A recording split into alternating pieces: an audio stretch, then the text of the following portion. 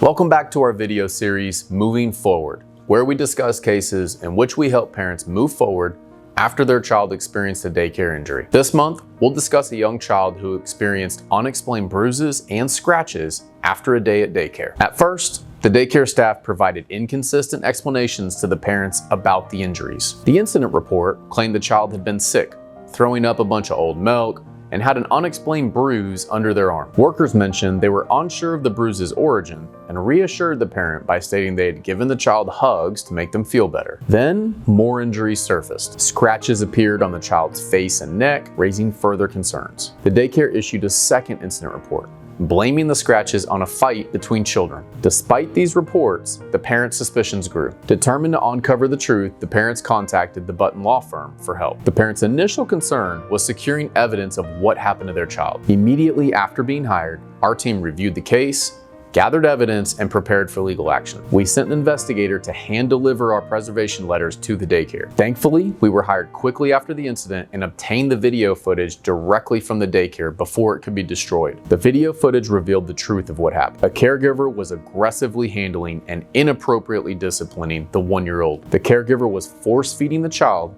to the point where the child's head bobbed back and forth, choking and vomiting. Despite the child's obvious distress, the caregiver callously continued, saying, "I don't care." This traumatic feeding session was just the beginning. The caregiver then lifted the distraught child out of the feeding chair and slammed them onto the diaper changing table. As the child cried, the caregiver berated them further, demonstrating a complete disregard for the child's well-being. Shockingly, other staff members witnessed this abuse but did nothing to intervene. The entire ordeal, lasting nearly 33 minutes, was captured on surveillance cameras. An independent investigation by the state uncovered a troubling history of negligence at the daycare center. Numerous violations of state child care standards had occurred, including the use of prohibited physical punishment, humiliation, and harsh discipline techniques. The parents' primary concern for their daughter was what treatment they could get and how the event would affect the child in the future. We provided the guidance and support the family needed. We let the family know that the child couldn't receive play therapy until the age of 3